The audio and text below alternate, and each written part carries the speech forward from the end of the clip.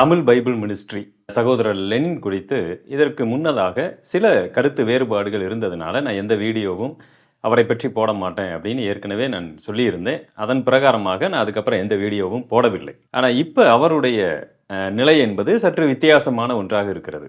அவர் என்ன கண்டிஷனில் இருக்கிறாரு தெளிவாக நமக்கு தெரியவில்லை. ஒரு சிலர் என்னிடத்தில் தனிப்பட்ட முறையில் நீங்கள் வாட்ஸ்அப்பில் ஏன் என்னுடைய வீடியோவுடைய கமெண்ட்ஸில் கூட கேட்டிருந்தீங்க. தமிழ் பைபிள் மினிஸ்ட்ரி லெனின் அவர் என்ன சொல்ல வருகிறார், நீங்கள் ஏன் இதை பற்றி பேசாமல் இருக்கிறீங்க, வேதாகமத்தை அவர் தவறு என்று சொல்லுகிறாரே, மனித வார்த்தைகள் எல்லாம் உள்ளே வந்துருச்சு, வேதாகமும் தேவனுடைய வார்த்தை இல்லவே இல்லை அப்படின்லாம் சில வீடியோக்கள் போட்டார், இஸ்லாமியர்கள் பரவாயில்லன்னா தலைப்பு வச்சு ஏதோ போட்டிருக்கிறாரு, நீங்கள் ஏன் அமைதியாக இருக்கிறீங்க, இப்படி எல்லாம் கேள்வி கேட்டிருந்தீங்க. அதில் ஒரு சிலர் ஒரு கமெண்ட் பார்த்தேன், அவர் ரட்சிப்பை இழந்து விட்டாரா, இப்படி கூட நீங்கள் கேள்வி கேட்டிருந்தீங்க. எதற்குமே நாம் உடனடியாக பதில் சொல்லிவிட முடியாது. முதலாவது தமிழ் பைபிள் மினிஸ்ட்ரி லெனின் அவர்கள் என்ன நிலைப்பாட்டில் இருக்கிறார் அப்படிங்கிறதே முழுமையாக நமக்கு தெரியவில்லை. கிறிஸ்தவ வட்டாரத்தில் இந்த வேதாகமத்தை கர்த்தருடைய வார்த்தையாக நம்புகிறவர்கள் 90% பேர். அதோடு கூட கொஞ்சம் பேர் என்ன நம்புகிறாங்க அப்படின்னு பார்த்தீங்கன்னா, இந்த வேதாகமத்தில் இருக்கிற சில புத்தகங்கள், இந்த உன்னத பாட்டு, அதே மாதிரி பழைய ஏற்பாட்டில் பார்த்தீங்கன்னா எஸ்தர் புத்தகம், நாளாகம புத்தகம், இதெல்லாம் பார்த்தீங்கன்னா உள்ள டிபேட்டபுளாக இருந்துச்சு. நீங்கள் ஒரு வேளை தியாலஜி படிச்சிருந்தீங்கன்னா இதை குறித்து உங்களுக்கு தெரிந்திருக்கும்.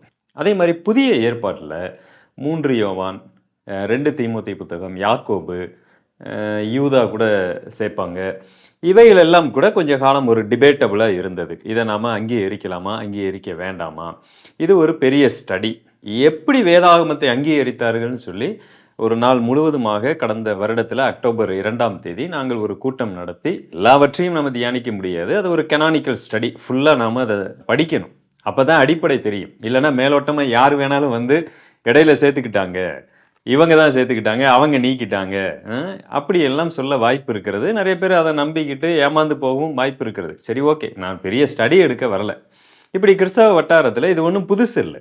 திடீர்னு ஒருத்தர் வேதாகமத்தில் சில வசனங்கள் சேர்க்கப்பட்டிருக்கு, சில அதிகாரங்கள் சேர்க்கப்பட்டாயிற்று, சில புத்தகங்கள் சேர்க்கப்பட்டிருக்கு, இப்படி எல்லாம் சொல்லுவது ஒன்றும் புதிதல்ல. ஆனால் தமிழ் பைபிள் மினிஸ்ட்ரி அவர் முழுமையாக என்ன சொல்ல வராருன்னு நமக்கு தெரியாது. ஆனால் இதன் மூலமாக என்ன மாதிரியான ஒரு விழிப்புணர்வை அவர் ஏற்படுத்த போகிறார், என்ன பக்தி விருத்தியை உண்டாக்க போகிறார் அப்படிங்கிறது தான் இங்கே கேள்வியாக இருக்குது.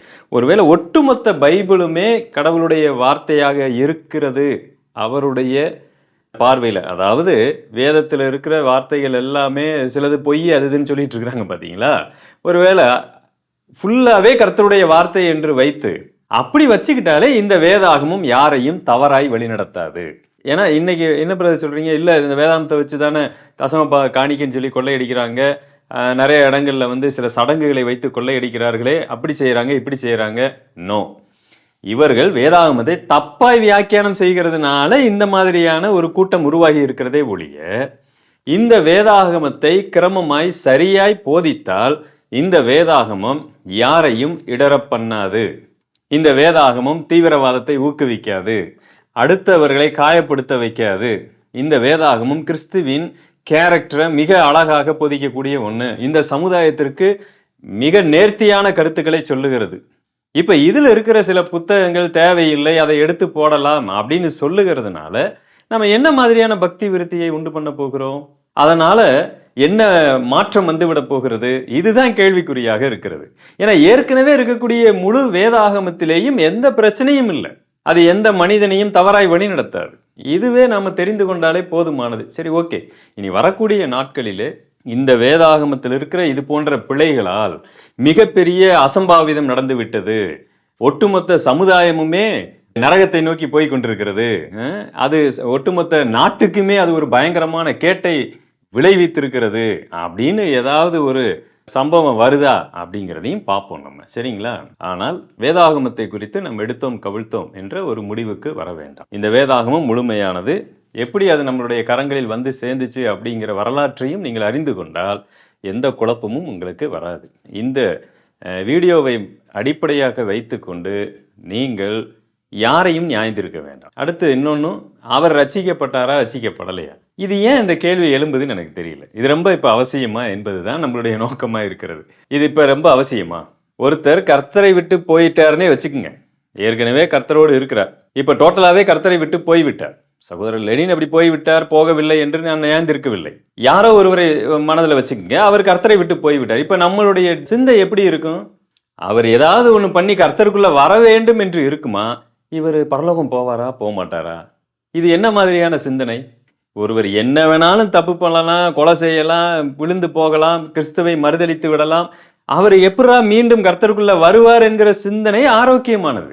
ஆனா நம்ம சிந்தனை எப்படி இருக்குன்னா, அவர் பரலோகம் போவாரா? போமாட்டாரா? இந்த உலகத்துல யாரையுமே நீங்கள் நானும் அவர் பரலோகம் போவாரு, போமாட்டாருன்னு எந்த அடிப்படையில வச்சு நீங்க சொல்றீங்க? இல்ல ரட்சிக்கப்பட்டா பரலோகம். அவர் ரட்சிக்கப்பட்டுட்டாருங்கிறதுக்கு என்ன ஆதாரம்? பொதுவா ஒரு நபரை எடுத்துக்கொள்ளுங்க. ஒரு அளவுக்கு தான் நம்ம அவங்க லைஃப்ல போய் பார்க்க முடியும். வாழ்நாள் முழுவதும் கூட இருந்தா பார்க்க முடியும். கர்த்தருக்குள்ள அதானே சொல்றது, ஒரு ஒழுக்கமான வாழ்க்கை வாழ்ந்து கடைசி வரைக்கும் நீதியா வாழக்கூடியவர்கள் கூட நாளைக்கு, அதாவது உண்மையா ரட்சிக்கப்பட்டு கர்த்தரோடு இருக்கிறவங்க, நன்றாக இருக்கிறவங்களே கர்த்தரோட இருப்பாங்களா? இல்லையா? எதையுமே நம்ம சொல்ல முடியாது. நம்ம யாரையும் பார்க்க முடியாது. இந்த சூழ்நிலையில நம்ம என்ன பண்ணிட்டு இருக்கிறோம்?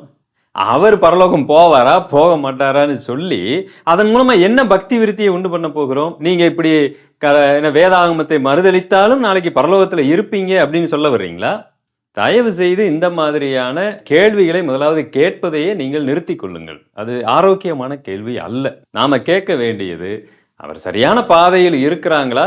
இல்லையா? ஆனா அவருடைய பார்வையில அவர் நம்மள எப்படி பார்ப்பாரு? இவங்க எல்லாம் தவறான பாதையில இருப்பாங்க அப்படிங்கிற மாதிரி அவர் பார்ப்பாரு. Let it be. யாரா இருந்தாலும் சரி, அவங்க லைஃப்ல நடந்த ஏதோ ஒரு சம்பவம் அவர்களை இப்படி ஏதாவது ஒரு சூழ்நிலைக்கு கொண்டு வந்திருக்கலாம். நம்ம பொறுத்திருந்து என்ன நடக்குதுன்னு பார்ப்போம். அதனால இந்த கேள்விகளுக்கு நம்ம இப்போதைக்கு முழுமையாக பதில் சொல்ல முடியாது. கர்த்தர் நல்லவர். அவர் எல்லாவற்றையும் நேர்த்தியாக கடைசி நன்மையாக முடிய பண்ணுவார். நாம காத்திருப்போம். Okay, thank you. அடுத்த ஒரு பதிவில் உங்களை நான் சந்திக்கிறேன். God bless you.